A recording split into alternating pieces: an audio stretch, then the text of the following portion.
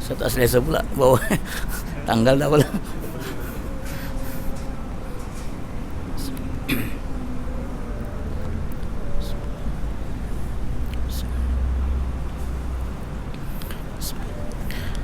A'udzu billahi minasyaitonir rajim.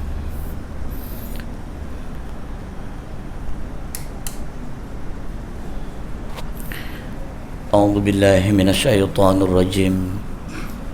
Bismillahirrahmanirrahim. Assalamualaikum warahmatullahi wabarakatuh. Al-Fatihah. A'udzu billahi minasyaitonir rajim. Bismillah. Alhamdulillah rabbil alamin. Iyyaka na'budu wa iyyaka nasta'in. Ihdinas siratal mustaqim. Shiratal ladzina Alhamdulillahilladzi hadana lihada wa ma kunna linahtadiya laula an hadana Allah. Asyhadu an la ilaha illallah wahdahu la syarika lah. Wa asyhadu anna sayyidana wa nabiyyana Muhammadan abduhu wa rasuluh. Khaliluhu wa habibuhu wa ala alihi wa sahbihi wa man da'a bi da'watihi wa istanna ila sunnatihi ila yaumiddin. Wa la haula wa la quwwata illa billahil aliyyil azim. Amma ba'du.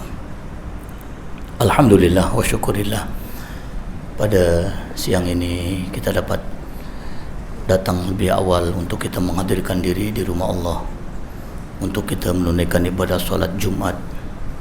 Dan sebelum kita mulakan ibadah solat, kita dahulukan sedikit dengan tazkirah. Fazakir fa inna zikra tanfa'ul mu'minin, dan beri peringatan karena peringatan ini bermanfaat bagi orang-orang yang beriman. Jadi tuan-tuan, tajuk kita pada siang ini, ana sebenarnya masih ada hutang 30 hikmah musibah. Tapi sebab semalam baru tahun baru, so kita bincang awal Muharram bukan ma'al hijrah. Itu tajuk kontroversi sikit. Ma'al hijrah bukan awal Muharram. Ini hanya untuk meluruskan persepsi dan anggapan umat Islam sebahagiannya. Kita selalu berpendapat awal Muharram ini ma'al hijrah. Itu tak betul. Kenapa anda katakan tak betul? Sebab awal Muharram, tahun baru Islam, Sayyidina Umar punya sejarah. Sayyidina Umar punya cerita. Sedangkan ma'al hijrah, Nabi punya cerita. Maka persoalannya timbul, macam mana tiba-tiba awal Muharram ma'al hijrah? Tuh. Dan tuan-tuan perlu faham, tahun baru Islam, hijrah ini diguna pakai 17 tahun selepas selepas hijrah Nabi, maaf. Ulangi, hijrah ini mula dipakai 17 tahun selepas hijrah Nabi. Dari mana 17? 10 tahun Nabi hijrah dari Mekah ke Madinah. Abu Bakar memerintah Islam 2 tahun, 12. Umar memerintah 5 tahun sampai kekhalifahannya, 5. 10 campur 2 campur 5, 17. Jadi 1442 hari ini, hari yang kedua, itu 1442 yang Umar isytiharkan tahun baru atau yang Nabi hijrah? Boleh faham soalannya? Sekarang ini kan 1442. Ada dua jawaban. 1442 ini yang Nabi hijrah atau yang Umar mengisytiharkan lahirnya tahun baru Islam dengan hijrah? Yang mana? Yang Nabi atau yang Umar? Yang Nabi, yang Umar? Yang Nabi hijrah. Umar tidak mengusik angka original yang Nabi hijrah. Umar hanya mengisytiharkan awal Muharram sebagai tahun baru peristiwanya hijrah Nabi, tetapi Umar mengira hijrahnya tetap yang Nabi hijrah, bukan yang Umar isytiharkan. Maka ketika Umar mengisytiharkan tahun baru Islam, angkanya sudah jadi 17. Boleh paham? Jadi kalau sekarang 1442 itu yang asli, yang original, yang Nabi hijrah dari Mekah ke Madinah. Umar hanya mengisytiharkan saja. Oke, itu fakta yang tuan-tuan kena faham. Sebab orang kata awal Muharram mal hijrah lah. Tak. Awal Muharram bukan mal hijrah. Kalau sebut mal hijrah, hijrah Nabi keluar dari rumah 27 Safar. Nabi sembunyi di atas Jabal Thur 3 hari, 1 Rabiul Awal. Nabi berjalan dari Mekah sampai ke Madinah 8 hari, 8 Rabiul Awal. Tapi kenapa tiba-tiba awal Muharram? Tak ngam, tuan-tuan. Maka awal Muharram sebenarnya hanya pengisytiharan Sayyidina Umar untuk menjadikan hijrah Nabi sebagai tahun baru yang ditetapkannya pada tanggal 1 Muharram. Itu pasal orang tanya, Ustaz, doa akhir tahun, doa awal tahun, tak ada hadis, tak ada sunnah, tak Nabi tak buat terus apa? Memanglah zaman Nabi tak ada tahun baru. Kan tiap-tiap tahun anda dapat soalan dari jemaah, Ustaz, sebenarnya doa awal tahun, doa akhir tahun ni ada sunnah ke tak Ustaz? Sambut awal Muharram ni ada dalil ke tak? Ada kadang-kadang nak marah pun ada, kadang-kadang sedih pun ada. Tuan-tuan, kenapalah? Ini sebenarnya ulama dah tutup buku dah, tuan-tuan, dah tutup. Jangan dibuka balik nanti sampai kiamat tak habis. Anda bukan salah kita berbeza pendapat. Yang jadi masalahnya kita ni menyalahkan orang lain apabila kita berbeza pendapat. Ini masalah. Tahun ini anda ada 7 orang soal benda yang sama tentang doa akhir tahun, doa awal tahun. Sebab orang ni kata tak ada sunnah dari Nabi. Tuan-tuan, berdoa ni dalilnya umum. Kalau tuan-tuan dalil khusus sampai botak kepala, cari hadis tak akan jumpa, tuan-tuan. Sebab apa? Sebab tahun baru Islam, awal Muharram, ma'al hijrah tidak ada di zaman Nabi. Zaman Nabi angka hanya ada hari, hanya ada bulan. Tahun tidak pakai angka. Tahun di zaman Nabi yang tuan-tuan perlu paham, tahun zaman Nabi hanya pakai peristiwa. Nabi lahir, tahunnya nama gajah. Tahun ke-10 kenabian namanya tahun kesedihan, tahun duka cita. Tahun ke-4 hijrah namanya tahun perang. Tahun ke-10 namanya tahun banjir. Jadi apa peristiwa besar di situ dijadikan tahun. Maka singkatnya cerita, ketika Khalifah Umar memimpin Madinah, Umar punya gaya kepemimpinannya lebih bersifat expansion, lebih suka menyebarkan dan meluaskan wilayah Islam di luar Jazirah Arab. Dan tuan-tuan wajib paham, Islam di zaman Umar sudah mencapai titik yang terjauh. Islam sudah masuk ke daratan Eropah, Islam sudah masuk ke bumi Afrika, Islam sudah masuk ke tanah besar Cina. Bahkan Islam di zaman Umar sudah masuk ke Asia Tenggara. Di zaman Nabi, zaman Abu Bakar, Islam hanya Mekah Madinah saja. Nah, ketika Umar memimpin kerajaan Madinah sebagai senternya kerajaan Islam yang waktu itu, belum ada sistem bagaimana mengatur bilateral dan internasional antara kerajaan pusat di Madinah dan kerajaan-kerajaan di bawah tunduk kuasa Madinah.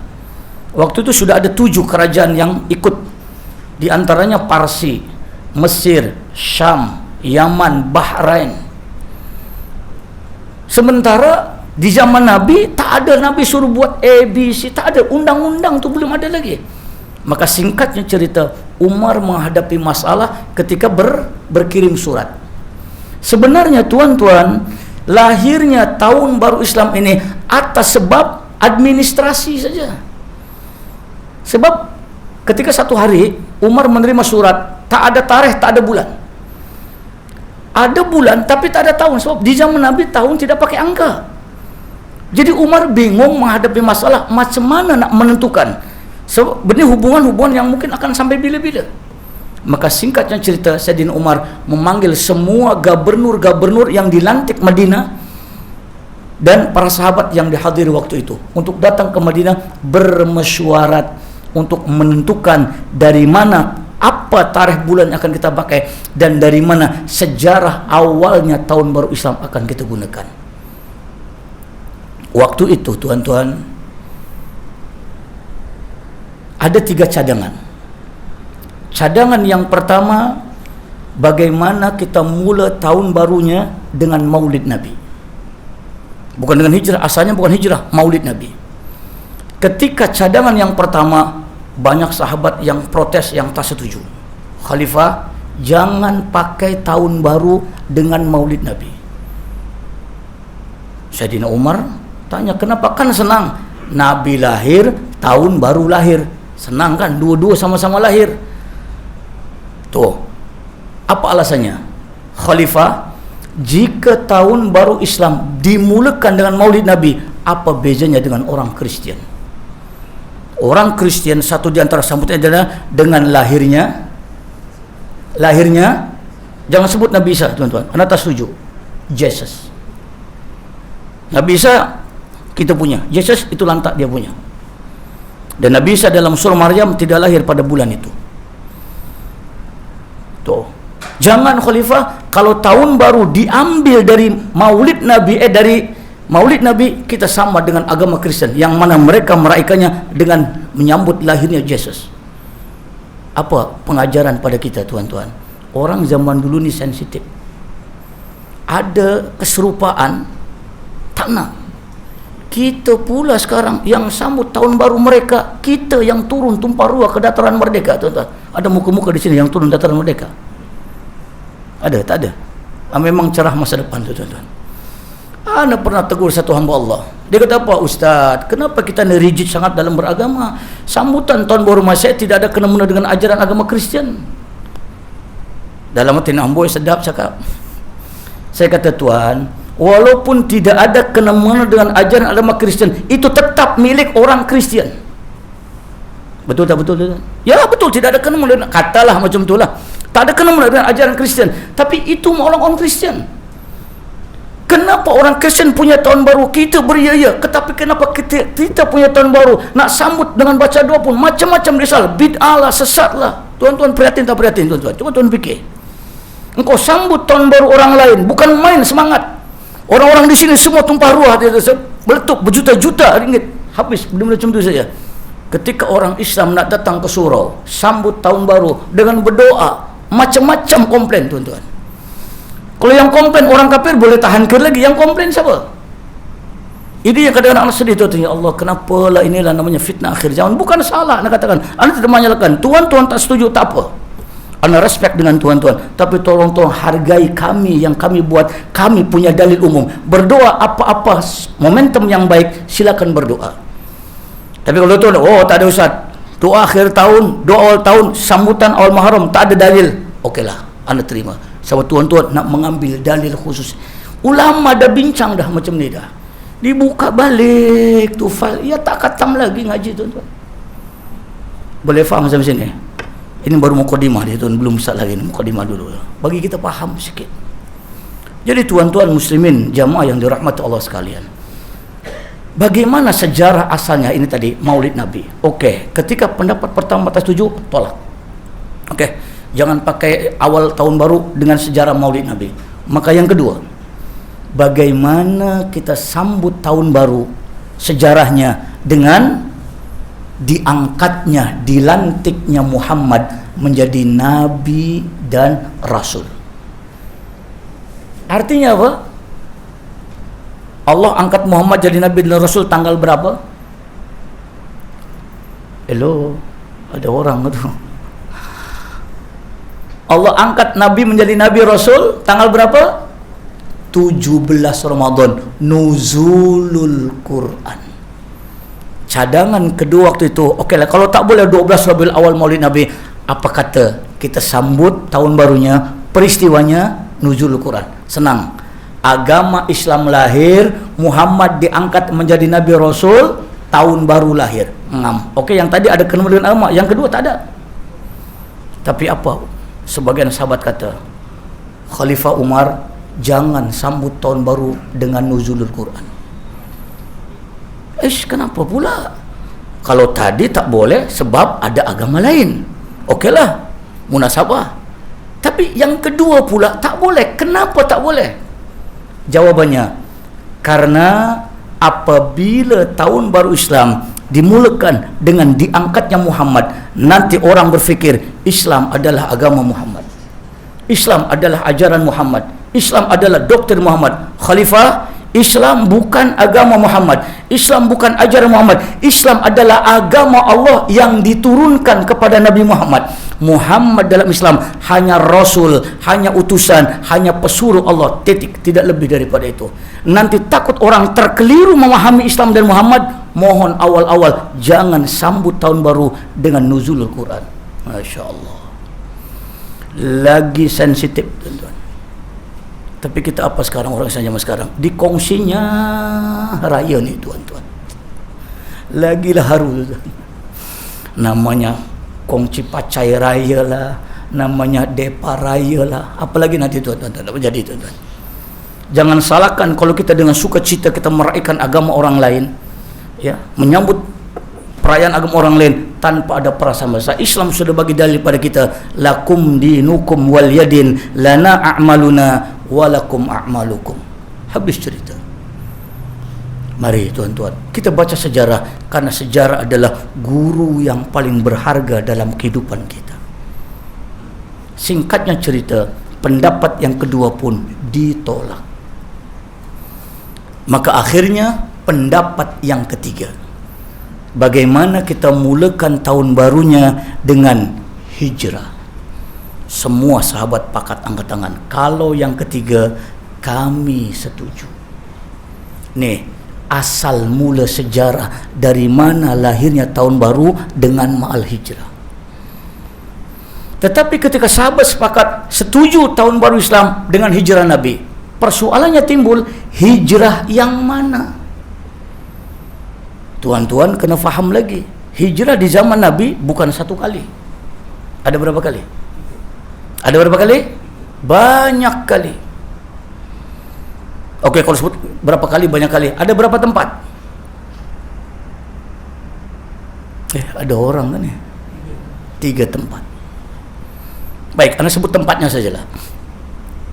Pada tahun kelima kenabian, terjadilah sejarah hijrah yang pertama di dalam Islam.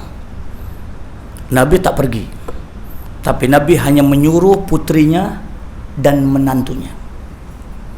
Siapa putri Nabi yang pergi hijrah? Sudah, Ruqayyah binti Muhammad, yang diiringi oleh suaminya, menantunya Nabi. Siapa dia? Utsman bin Affan. Pada tahun kelima, Utsman membawa sebanyak 16 orang, dia dengan istrinya 18 orang, diarahkan berpindah dari Mekah ke Habsyah, Ethiopia. 3 bulan kemudian terjadi hijrah yang kedua yang dipimpin oleh sepupunya Nabi, abangnya Sayyidina Ali, Ja'far bin Abi Thalib. Diarahkan Nabi untuk berhijrah dan membawa seramai 83 orang, diarahkan ke tempat yang sama. Dan perjalanan hijrahnya, Ja'far membawa sepucuk surat untuk diserahkan kepada Raja Habsyah waktu itu yang bernama Raja Najasyi, Negus dalam bahasa orang putihnya. Dan singkatnya cerita dari dialog antara Ja'far dengan Raja Najasyi, maka akhirnya Raja Najasyi masuk Islam. Dan tercatat dalam sejarah yang wajib tuan-tuan faham, orang yang pertama masuk Islam dari golongan bangsawan yang bukan Arab, Raja Najasyi lah orang yang pertama. Sebagaimana hamba sahaya yang pertama masuk Islam bukan golongan orang Arab, Bilal bin Rabah. Dua yang pertama Islam adalah orang Habsyah, orang Ethiopia. Tapi sayang, 1000 sayang, Ethiopia sekarang, Habsyah sekarang, majoritinya adalah Kristen dan Yahudi. Sentranya Yahudi Afrika sekarang berada di Habsyah. Tidak tahu dari mana silap salahnya kita orang Islam, sehingga kan Habsyah sebagai tempat yang pertama diperintahkan di dalam Islam sebagai hijrahnya, sekarang bukan jika orang Islam lagi. Ini yang perlu tuan-tuan tahu. Itu sejarah yang pertama. 5 tahun kemudian terjadilah sejarah hijrah yang kedua, dan hijrah yang kedua ini adalah yang pertama bagi Nabi. Kemana? Ke kota Taif. Taif orang Malaysia kata. Dan hijrah yang kedua ini, ada mengatakan bukan hijrah, ada mengatakan Nabi pindah hijrah. Hanya Nabi dengan anak angkatnya Zaid bin Harithah. Pada tahun ke-10 disebut dengan tahun duka cita. Tahun ke-10 disebut dengan tahun kesedihan. Kenapa? Karena pada tahun itu dua orang manusia yang paling berjasa dalam hidup Nabi, pada tahun itu kedua-duanya kembali ke rahmatullah. Yang pertama, istrinya yang tercinta Khadijah binti Khuwailid. Khadijah wafat. Tuh. 40 hari kemudian menyusul pamannya yang tercinta Abu Talib. Anak tumpang tanya, tuan-tuan, Abu Talib ini nama asalnya siapa? Abu Talib bukan nama, tuan-tuan. Nama aslinya siapa? Tanya saja. Tuan-tuan dah berapa puluh tahun jadi orang Islam, tuan-tuan. Anak tanya, 90% orang Islam tak tahu nama Abu Talib. Siapa nama Abu Talib? Hello. Tak tahu. Allah. Namanya adalah Imran bin Abdul Muttalib. Dipanggil Abu Talib, bapaknya si Talib, sebab anak yang paling tua laki-laki namanya Talib, maka dipanggil Abu Talib. Kalau tuan-tuan ada anak laki-laki yang paling tua, Abu siapa? Anak dipanggil Abu Salman. Siapa? Bapaknya si Salman. Sebab anak punya anak namanya Muhammad Salman Al-Farisi. Panggil Abu Salman lah.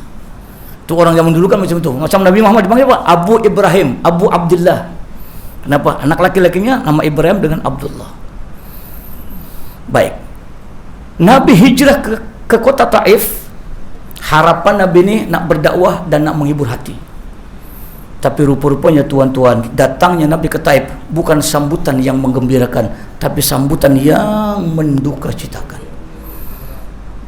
Sepanjang Nabi berdakwah 10 tahun di kota Mekah, tidak pernah diseksa, dibelasah. Pada hari yang kedua selepas wafatnya pamannya Abu Talib, Abu Jahal, Abu Lahab yang sekian lama berdendam dengan Nabi, pada hari itu dapat melampiaskan dirinya dengan memijak Nabi, menendang Nabi, dan menyembah Nabi dengan kotoran. Tak pernah berlaku ketika Abu Talib hidup. Harapan kesedihan ini akan terobat ketika Nabi pindah ke Taif, tapi rupa-rupanya datang ke Taif lagi teruk. Nabi dilempar dengan batu, Nabi dipukul dengan kayu, sampai Nabi punya gigi patah dan kasut Nabi penuh berisi dengan darah. Doa yang Nabi panjatkan cukup mengharukan, cukup menjadikan tuan-tuan. Allahumma ilaika ashku du'fa quwwati wa qillata hilati wa hawani 'alan nas. Ya arhamar rahimin, anta rabbul mustada'afin. Ila man takiluni, ila man yatajahamuni, au ila man yansurni. In bika alayya ghadabun fala ubali, walakinni afiyatuka awsa'uli. Ya Allah, aku mengadu hanya kepada Engkau, ya Allah, akan lemahnya fisikal aku dan lemahnya tipu dayaku untuk mengislamkan saudara-saudara aku di Taif ini, ya Allah. Kalau Engkau murka karena kesalahan aku, ampuni dosa-dosa Kau, ya Allah. Nabi menangis, tuan-tuan. Tangisan air mata yang bercampur darah. Jibril datang. Ya Muhammad, irfa' yadaika wa du'allah fa astajibu du'aaka. Muhammad, angkat tangan kamu, minta pada Allah. Sekarang juga Allah makbulkan doa apa yang kamu minta. Kalau gunung yang ada di depan ini, aku akan benamkan semua penduduk Taif. Sekarang juga buat. Apa Nabi kata? Allahumma hdi liqaumi fa innahum la ya'lamun. Allahumma hdi liqaumi fa innahum la... Ya Allah, tunjukkan mereka orang-orang Taif sebab mereka tidak kenal siapa Muhammad. Beri hidayah orang-orang Taif sebab mereka tidak tahu siapa aku. Subhanallah. Seluruh badan berlumur dengan darah. Tapi Nabi tidak pernah mendoakan jahanam kepada orang yang pernah melukai dan menyakitinya. Nih namanya Islam, tuan-tuan. Tapi kita duk kutuk makiamu dengan saudara kita sendiri. Ya Allah, ini yang sedih, tuan-tuan. Ana selalu sebut, masyarakat kita yang belum memahami konsep hijrah ini, bagaimana kita hijrahkan daripada perbezaan kepada persamaan. Namanya manusia ini mesti berbeza, tuan-tuan. Bukan salah berbeza. Anak dalam bidang perbandingan mazhab itu bidang anak belajar, tuan-tuan. Tapi anak tak pernah kutuk orang, salahkan orang kalau berbeza dengan apa yang anak tak buat. Tapi jadi masalah kita kalau berbeza, hentam orang lain tungtang, tuan-tuan, apa faedah, tuan-tuan? dia hanya akan melemahkan dan menjatuhkan kredibiliti Islam itu sendiri. Dan ini yang kita tidak boleh. Yang paling banyak di Malaysia ini dua saja, perbezaan mazhab, politik. Itu saja yang sampai sekarang ambo tak tahu dah. 24 tahun berdakwah, tak boleh. Usik macam ni tak boleh, tuan-tuan. Kalau orang yang ada ilmu agama, perbezaan mazhab yang menjadi perbalahan. Kalau kita yang fanatik terhadap satu kelompok, perbezaan yang inilah yang selalu diperbesar-besarkan. Bukan salah berbeza. Silakan, itu hak tuan-tuan untuk menentukan pendapat apa yang tuan-tuan rasa benar. Tapi jangan karena perbezaan pendapat kita saling berbalah dalam berbeza pendapat. Ini yang tak betul. Dan ini yang menjadikan Islam jadi lemah. Coba kita belajar bagaimana sejarah hijrah. Okey. Itu. Singkatnya cerita, 3 tahun kemudian terjadilah hijrah yang ketiga. Dan hijrah yang ketiga inilah yang Umar bin Khattab menjadikan sebagai tonggak sejarah lahirnya tahun baru. Tuh. Hijrah yang ketiga inilah yang Umar bin Khattab jadi tonggak sejarah. Kita isyarkan tahun baru Islam bermula dengan hijrahnya Nabi. Soalannya sekarang, tuan-tuan, kenapa Umar bin Khattab menjadikan hijrah yang ke Madinah jadi tahun baru? Kenapa tidak hijrah yang pertama? Atau kenapa tidak hijrah yang kedua? Hijrah kedua kan hijrah yang pertama bagi Nabi. Kenapa Umar menjadikan tahun baru Islam dengan hijrahnya Nabi, hijrah yang ke Madinah? Ada 3 alasan, ada 3 sebab. Yang pertama, karena hijrah yang ke Madinah adalah perintah Allah. Anda ulangi sekali lagi, tuan-tuan. Nak bagi tahu, jangan kita bergurau dengan agama, tuan-tuan. Ada satu hamba Allah kata Nabi ni apa macam Rohingya, macam tu. Jangan, tuan-tuan. Kalau kita gurau, jangan, ini agama, tuan-tuan. Kalau dia tersilap cakap tu, mudah-mudahan Allah maafkan, itu sajalah. Nabi berhijrah dari Mekah ke Madinah atas perintah Allah yang Allah sebut dalam surah At-Taubah ayat 40. Tuan-tuan buka dalilnya. Walladzina amanu wa hajaru wa jahadu fi sabilillah bi amwalihim wa anfusihim a'zamu darajatan indallah ulaika humul faizun. Itu yang pertama. Kenapa Nabi hijrah ke Madinah? Sebab yang ke Madinah adalah hijrah atas perintah Allah. Sementara hijrah yang ke Habsyah, hijrah ke Taif atas inisiatif Nabi sendiri. Itu beza dia.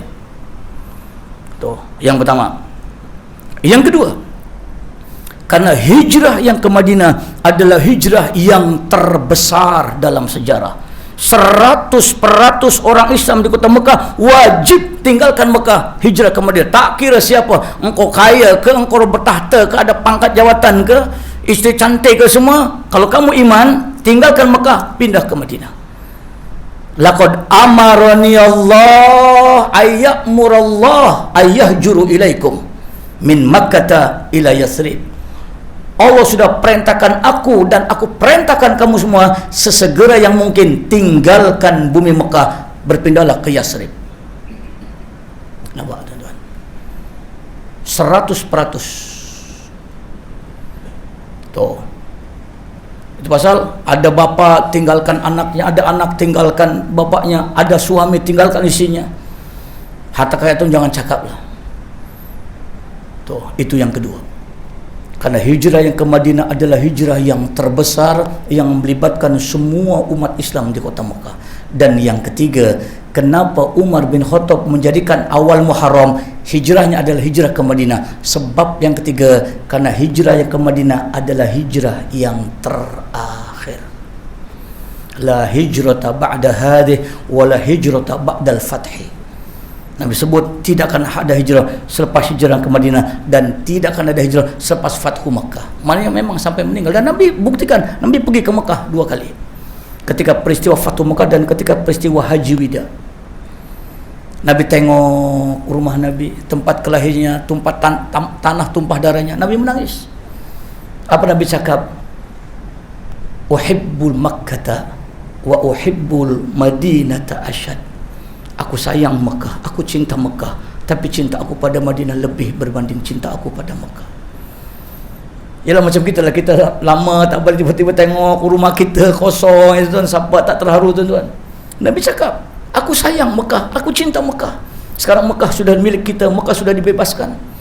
Tapi cinta aku pada Madinah lebih berbanding cinta aku pada Mekah. Selama tinggal Mekah, Nabi kembali dan sampai wafat. Kenapa? 3 sebab. Kenapa hijrah yang ke Madinah Umar bin Khattab menjadikannya sebagai tonggak sejarah? Yang pertama, karena hijrah yang ke Madinah adalah perintah Allah. Yang kedua, karena hijrah ke Madinah adalah hijrah yang terbesar yang melibatkan 100% orang Islam. Dan yang ketiga, karena hijrah yang ke Madinah adalah yang terakhir. Itu pasal kalau tuan-tuan hijrah tak sampai terakhir itu, sekarang masih ada hijrah, rasanya tuan-tuan tak larat jadi orang Islam, tuan-tuan. Contohlah kalau Ustaz kata, tuan-tuan kita tinggalkanlah Shah Alam ni, tuan-tuan, kita pindahlah ke Antartika. Ustaz, di Antartika ada apa? Tak ada apa, tuan-tuan, hanya ada ais batu sajalah. Ustaz pergilah seorang-seorang sana, tatap Shah Alam juga kita tak ada. Nasib baiklah hijrah, Nabi dah kata ini yang terakhir ni, tak ada lagi hijrah dah. Kita hijrah dari rumah ke sini pun bukan main susah, datang ke sini pun seminggu sekali aja, tuan-tuan. Ada sini bukan mingguan, ada. Disuruh hijrah 5 kali sekali, 5 hari, 5 kali sehari pun payah, tuan-tuan. Datang seminggu sekali, tuan-tuan. Kalau hijrah tinggalkan rumah, nak emarahkan rumah Allah pun bukan main payah. Lagi kalau dia tinggalkan saudara mara, tinggalkan harta benda, pindah ke tempat yang baru, garanti tak boleh kita, tuan-tuan. Nasib baik Nabi dah beritahu, la hijrata ba'da hadhihi wa la hijrata ba'dal fath. Tidak akan ada hijrah lepas yang ini dan tidak ada hijrah lepas Fathu Makkah yang ini. Syukur alhamdulillah, tuan-tuan. Baik, itu sejarahnya. Sekarang apa hikmahnya? Zuhur buku berapa? 19. Okey, ada 10 minit lagi. Baik.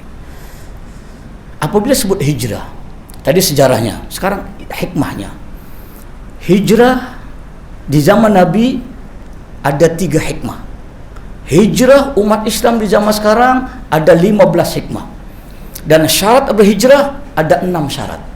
Tapi kita sampai berhenti Zuhur, kita berhenti saja. Baik. Apa hikmah hijrah di zaman Nabi? Agak-agak tuan-tuan boleh mampu ke tak menghayati hikmah hijrah di zaman Nabi?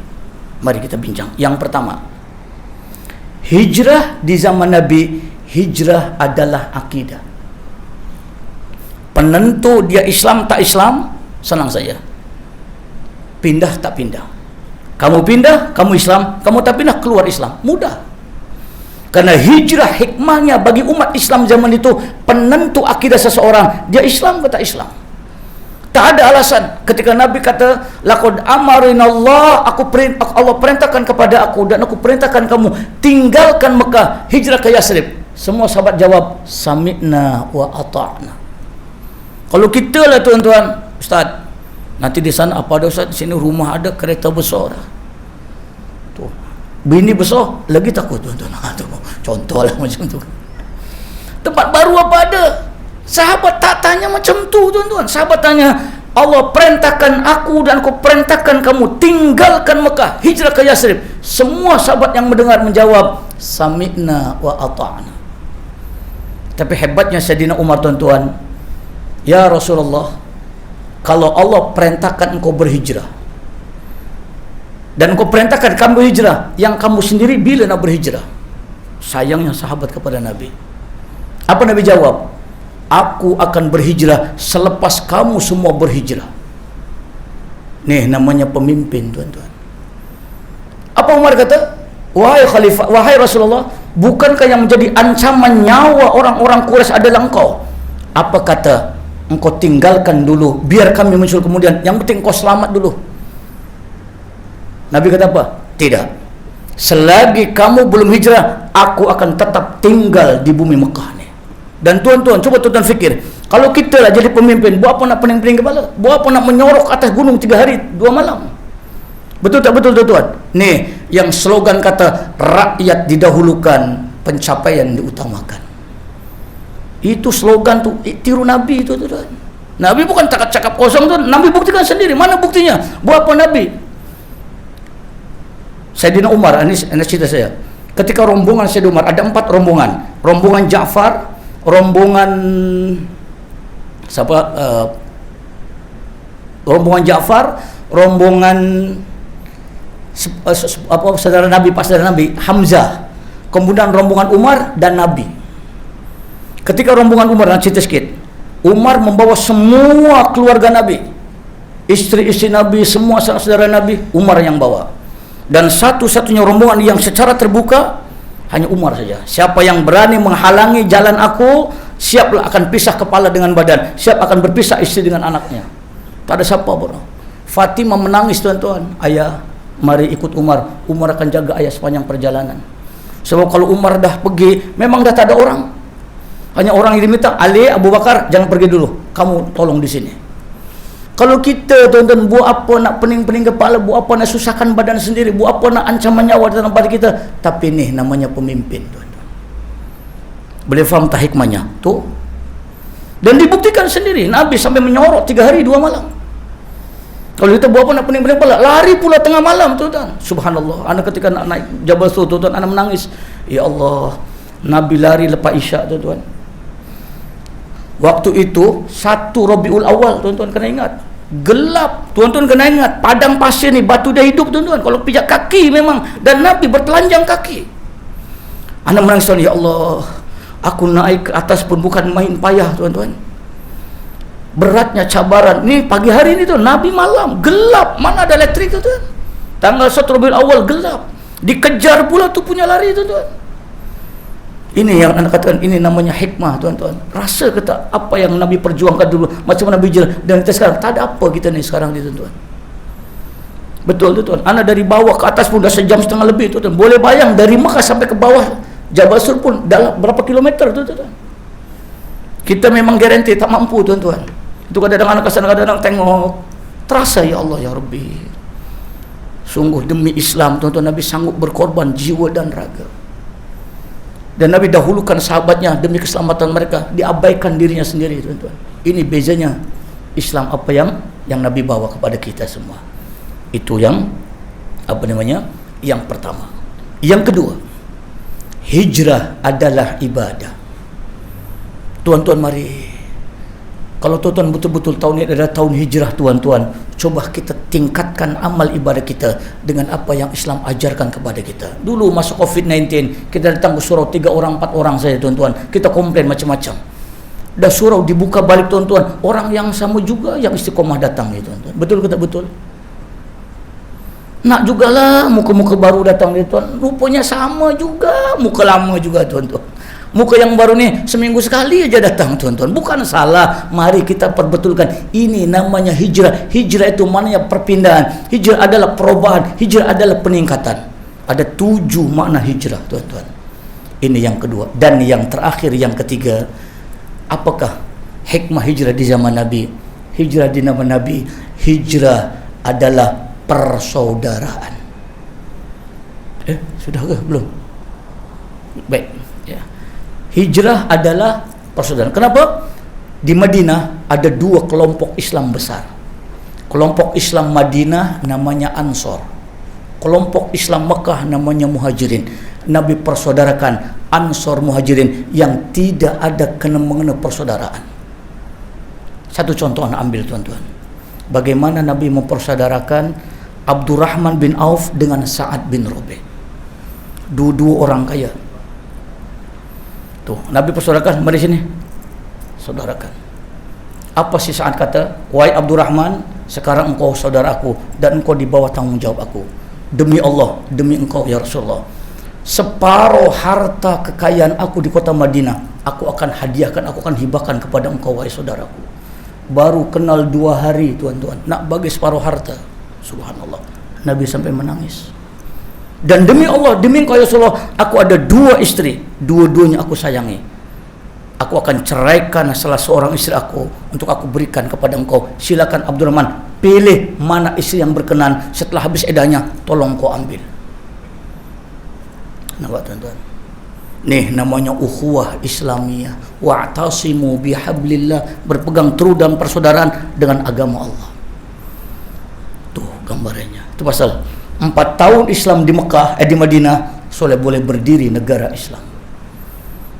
Islam dipimpin Rasulullah hanya beberapa tahun saja, tapi cemerlang, gemilang, terbilangnya Islam 9 abad. Jadi tuan-tuan, itulah hikmah hijrah kita nih. Belum sempat lagi, tuan-tuan. Tahun depan lah kita sambung nanti, insyaAllah. So untuk perkongsian kita pada siang ini, walaupun tidaklah mendalam apa yang anda kongsikan, sekurang-kurangnya dapat menjadikan kepahaman ini sejarah awal Muharram dan ini pengajaran hijrah di dalam kehidupan kita. Allahu a'lam. Jadi itu saja dulu, dan tidak perlu ada soalan, faham tak faham, buat-buat faham semua sajalah tuan-tuan, insyaallah. Al-Fatihah.